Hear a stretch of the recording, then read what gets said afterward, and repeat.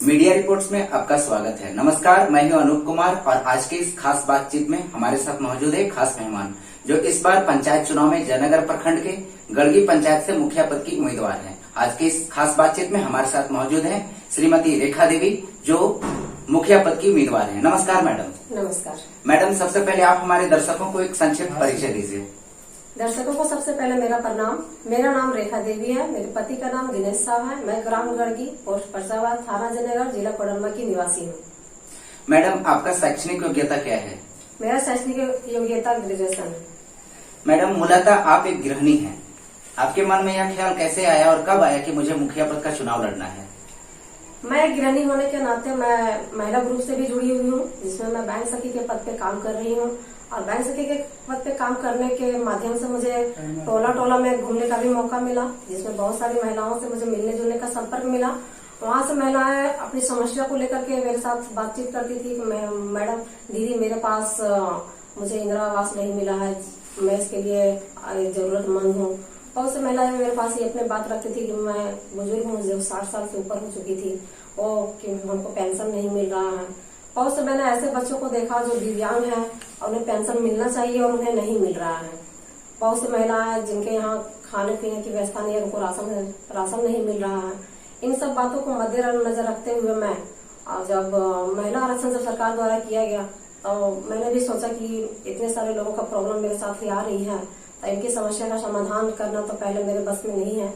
लेकिन अगर हम मुखिया प्रत्याशी के रूप में अगर चुनाव लड़ते हैं और अगर जनता अगर हमको चाहती है, जनता अगर हमको मौका देती है, तो मैं इन समस्याओं का हल करने की कोशिश करूंगी।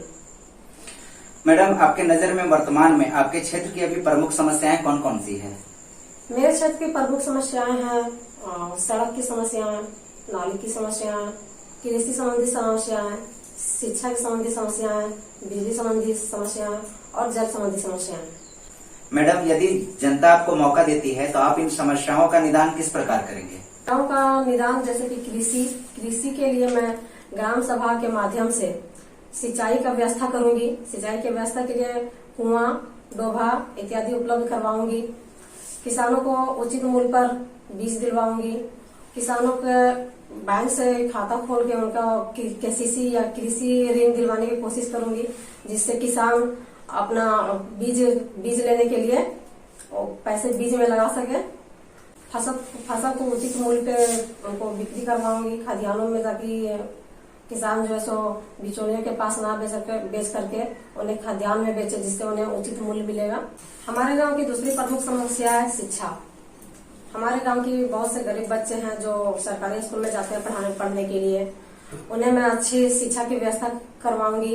उन्हें समय समय पे किताब और छात्रवृत्ति दिलाने की कोशिश करूंगी।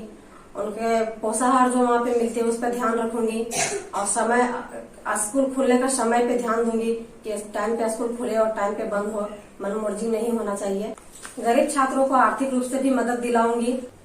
शिक्षा के साथ साथ छात्राओं के खेलकूद पे भी विशेष ध्यान दिया जाएगा। इसके अलावा भी आपके गांव में और कौन कौन से समस्याएं हैं? इसके अलावा हमारे गांव में सबसे बड़ी समस्या है जो हमारे गांव का मुख्य सड़क है, उसे रेलवे अपने अधिग्रहण में कर लिया है, जिसके कारण लोगों को आने जाने में बहुत बड़ी समस्या होती है। इसके लिए मैं अलग से सड़क बनाने की कोशिश करूंगी। इसके अलावा हमारे गांव के जो अंदर के सड़क है वे भी काफी जर्जर हो चुके हैं, उसका भी मैं निर्माण करवाने की कोशिश करूंगी। इसके अलावा मेरे गांव में एक और समस्या है नाली की समस्या। हमारे गांव के अंदर जो रोड है उस पे नाली की व्यवस्था नहीं है, पानी सड़क पे बहता है, जिसमें लोगों को आने जाने में बहुत सारी दिक्कतें होते हैं और सड़क भी बहुत गंदा रहता है। इसके समाधान के लिए मैं सड़क के किनारे नाली की व्यवस्था करने की कोशिश करूंगी, जिससे मेरा सड़क साफ सुथरा रहे। आपके गांव में पेयजल की क्या स्थिति है अभी? हमारे गांव में पेयजल की स्थिति सरकार के द्वारा पहले जल मीनार का निर्माण किया गया है और कुछ दिनों तक ग्रामीणों के घर पानी के भी जल मीनार के द्वारा पहुंचाया गया था। लेकिन कुछ दिनों से हमारे जल मीनार बंद पड़ा है किसी कारणवश। यदि मैं निर्वाचित होती हूँ तो जल मीनार को फिर से शुरू करवाने की कोशिश करूंगी और लोगों तक शुद्ध पेयजल पहुंचाने की कोशिश करूंगी। महिलाओं की सुरक्षा के लिए आपके द्वारा किस प्रकार का कदम उठाया जाएगा? हमारे पंचायत में जो भी महिलाओं के ऊपर घरेलू हिंसा या अत्याचार होता है, उन महिलाओं का समस्या के समाधान के लिए हमारी टीम से उन्हें सुरक्षा प्रदान किया जाएगा। और जो भी महिला पे अत्याचार करेंगे उन्हें दंडित किया जाएगा और उन्हें कानूनी रूप से उनकी मदद किया जाएगा। महिलाओं के स्वरोजगार के लिए आपका क्या कदम होगा?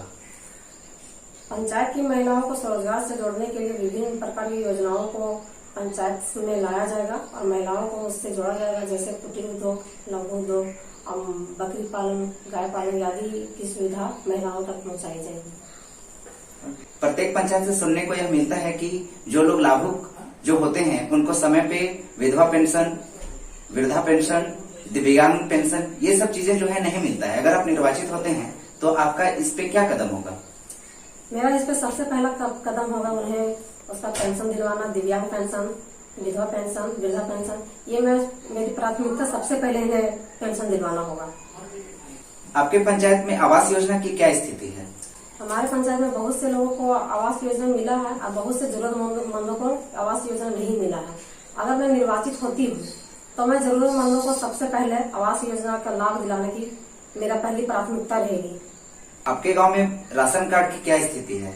कुछ ऐसे लाभुक हैं जिनको राशन कार्ड नहीं बना है, उनके लिए आप क्या करेंगे? कुछ ऐसे लाभुक हैं मेरे नजर में या तो मेरे पंचायत में जिसको राशन कार्ड नहीं मिला। मेरा सबसे पहला प्राथमिकता होगा उन्हें राशन कार्ड दिलवाना और राशन में जो कुछ धांधली किया जाता है उस पर भी मेरा निगरानी रहेगा। आपके गांव में स्ट्रीट लाइट की क्या व्यवस्था है? हमारे गांव में जगह जगह पर स्ट्रीट लाइट लगाया गया है और बहुत जगह नहीं भी लगा हुआ है, लेकिन कुछ जगह पे जो लगा हुआ है कुछ जल रहा है, कुछ नहीं भी जल रहा है, जिसमें बरसात में लोगों को आने जाने में, अंधेरा में बहुत दिक्कत होता है। मैं अगर निर्वाचित होती हूँ तो मेरा प्राथमिकता यही रहेगा, हमारे पंचायत में जो खराब लाइटें हैं उन्हें सुधारने की मैं प्रयास करूंगी और जहाँ जहाँ नहीं लगी हुई और जहाँ जरूरत है वहाँ लगवाने की कोशिश करूंगी। पंचायत में विकास के लिए आपके द्वारा और कौन कौन से कार्य किए जाएंगे? पंचायत में विकास के लिए जो हमारे पंचायत में सार्वजनिक स्थल और धार्मिक स्थल है उनका सौंदर्यीकरण किया जाएगा, जो काफी दिनों से लंबित पड़े हैं, जो जनता का मांग भी है, उसे पूर्ण करने का मेरा पहला प्राथमिकता रहेगी। बच्चों के लिए खेल का मैदान और खेल सामग्री का भी उत्तम प्रबंध किया जाएगा। हमारे साथ बात करने के लिए आपका बहुत बहुत धन्यवाद। आपका भी धन्यवाद। गढ़गी पंचायत के अभिभावक सब लोग जितने भी मतदाता हैं उनसे मेरा अपील है कि आप हमें मौका दें, आपके विकास में मेरी तरफ से कोई कमी नहीं होगी। गढ़गी पंचायत वासियों से मेरा अपील है कि मैं आपके पंचायत की बहू और बेटी हूँ। मैं आप लोग से आग्रह करती हूँ कि मुझे एक मौका दें। पंचायत के विकास में मेरी तरफ से कोई कमी नहीं होगी। मैं अपने पंचायत को विकास की ओर लेके जाऊंगी और अपने पंचायत का पूर्ण विकास करूंगी, ये मैं आप लोगों को पूर्ण विश्वास दिलाती हूँ। धन्यवाद। Subscribe now and press the bell icon. Never miss an update.